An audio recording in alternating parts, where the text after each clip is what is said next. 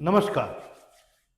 नेपाल में कुछ बड़ा होने वाला है और ये तस्वीरें बहुत कुछ बयां कर रही हैं।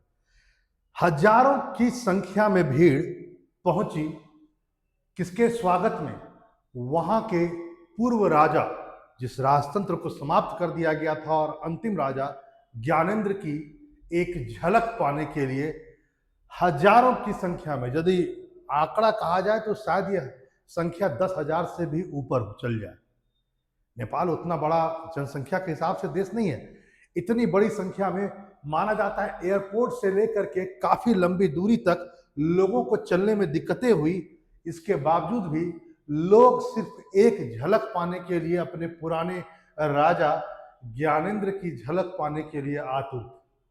और नारा चारों बगल यही था कि वापस लौट आओ, दोबारा राजतंत्र को स्थापित कर दो नेपाल में, और नेपाल को एक हिंदू राष्ट्र, एक हिंदू देश के रूप में दोबारा से स्थापित करो। जी हाँ, इन सारे मांगों के साथ ज्ञानेंद्र के सामने हजारों की संख्या में लोग पहुंचे। यह बताता है कि नेपाल किस मानसिकता से दौर से गुजर रहा है, और नेपाल के लोग अभी तक डेमोक्रेसी को एक्सेप्ट नहीं कर पाए हैं।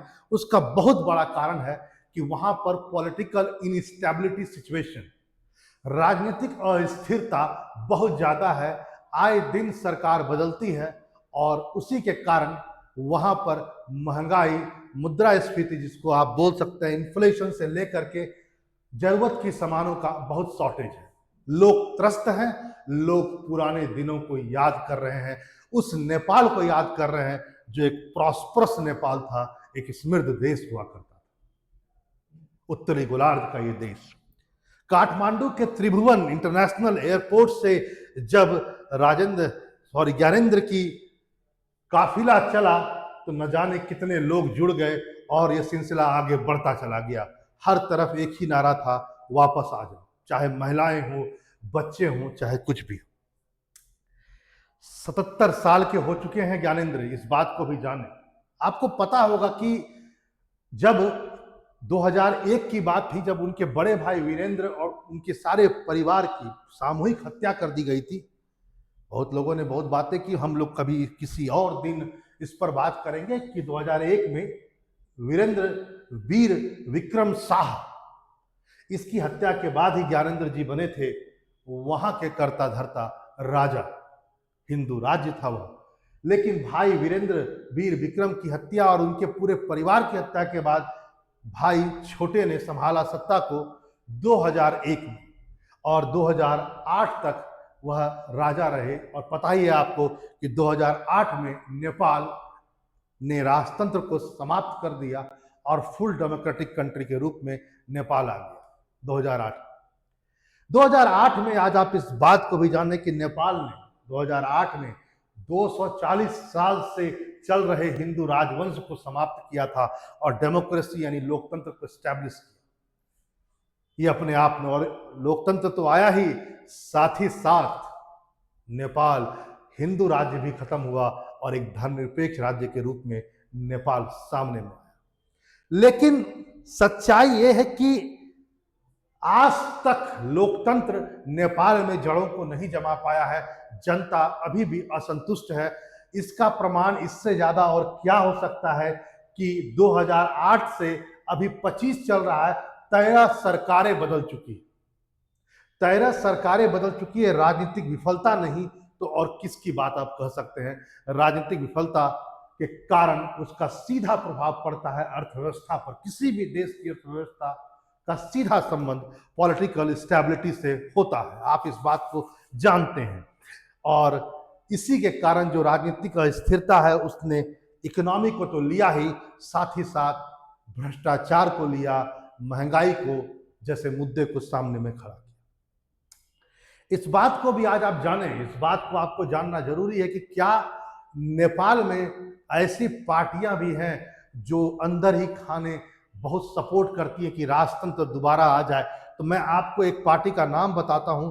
पार्टी का नाम है, जरा ध्यान से इस बात को समझेंगे, राष्ट्रीय प्रजातांत्रिक पार्टी। इस बात का जान लीजिए। और राष्ट्रीय प्रजातांत्रिक पार्टी के जो अभी कर्ता धर्ता है वह है राजेंद्र प्रसाद लिंगडेन। जिनकी 14 सीट है, याद रखेंगे 275 कुल संख्या है नेपाली संसद की, उसमें से इनकी संख्या 14 सीट की है और यह माना जाता है कि यह मोनार्की सपोर्टर, राजतंत्र सपोर्टर पार्टी है। वैसे आप आज इस बात को भी जानें कि नेपाल को जो चला रहा है ना, कुछ लोग हैं जो नेपाल को चला रहे हैं। एक है शेर बहादुर दुबेरा, दूसरा है केपी शर्मा ओली। केपी शर्मा ओली के बारे में मैं क्या कहूं, इनका बस एकमात्र ध्येय वाक्य है, पार्टी कोई भी हो, सरकार में सहयोगी कोई भी हो, प्रधानमंत्री तो हम ही बनेंगे। वही हाल है इनका। तीसरा है पुष्प कुमार दोहल, आपने सुना है। शेर बहादुर दुबेरा जो है नेपाली कांग्रेस के कर्ता धर्ता हेड है, जिसकी स्थापना 1950 में हुई थी। सबसे ज्यादा सीट नेपाली संसद में इन्हीं की है, 88।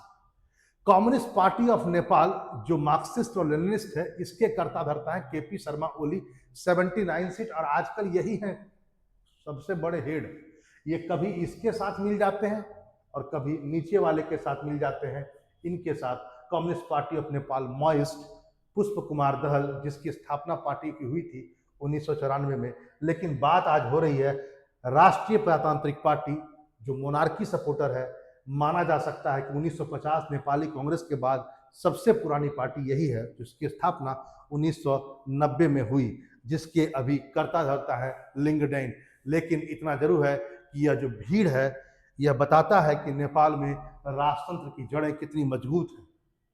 लेकिन अपने आप में एक प्रश्न उठता है कि क्या नेपाल दोबारा इतिहास लिखेगा, दोबारा वहां मोनार्की आएगी? अपने आप में बहुत बड़ा प्रश्न है। ग्लोबलाइजेशन और वैश्वीकरण के इस दौर में बहुत कम संभावना है कि लोकतंत्र परास्त हो पाएगा, क्योंकि एक तरह से वहां पर कई आंदोलन हुए, कई लोगों की मृत्यु हुई। एक तरह माना जाता है कि राजतंत्र से लोकतंत्र पर ट्रांसफर करने में 12,000 से भी ऊपर लोगों की मृत्यु हुई थी नेपाल में। तो बड़ा मुश्किल है ये कह पाना। लेकिन फिलहाल इतना जरूर है कि बहुत सारी निगाहें इनके ऊपर में है, राजेंद्र के ऊपर में है, ज्ञानेंद्र के ऊपर में है।